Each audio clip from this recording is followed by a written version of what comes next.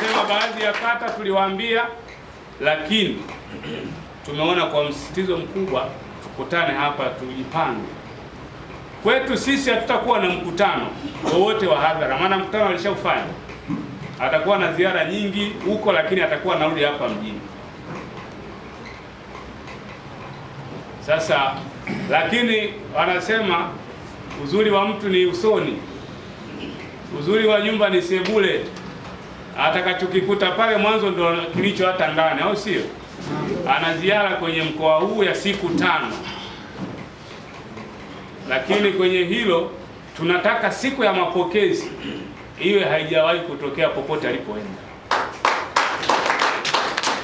Mapokezi haya tutayafanyia uwanja wa ndege wa Kingoni Airport, lakini tukitoka pale anakuja kuongea na Wanasongea na Wanaruvuma, ofisi ya CCM ya mkoa, akiwa na kofia hizo mbili kama tulivyosema katibu mkuu. Lakini mkutano mkuu ulimridhia kuwa mgombea mwenza baada ya kupokea mapendekezo ya Daktari Samia Suluhu Hassan, kipenzi cha Watanzania. Kwa hiyo Wanasongea kwa mahaba makubwa na mapenzi ya dhati kwa Samia, maana anafikiria tu huko hivi Nchimbi anaenda huko hivi watampokeaje wenye mtoto wao, si naeleweka? Kwa hiyo watu dunia nzima au nchi nzima wanaangalia Nchimbi atakapotoa Songea nini kitakachotokea.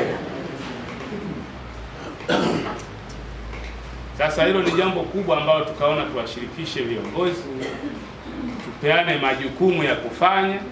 Kama nilivyosema, hatuna mkutano, lakini mapokezi yetu yao ya tofauti na nyakati zingine zote.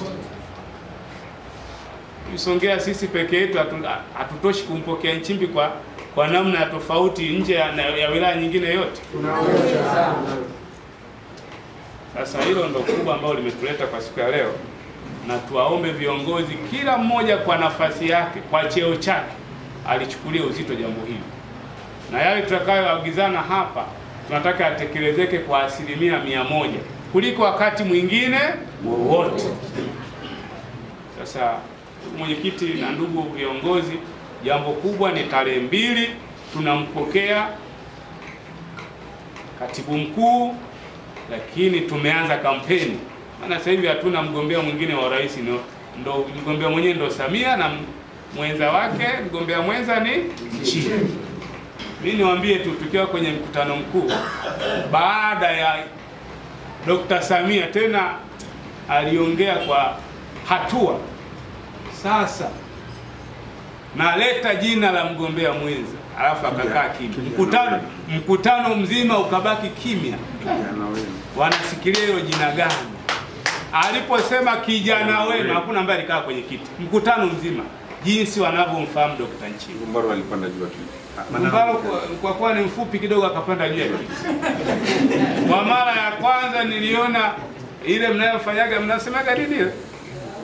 Kugarauka. Hakuna ambaye alibaki Mwanasongea, si mbaba, si mama, si kijana, hata mimi niligarauka. Tukaenda mbele kushukuru taifa.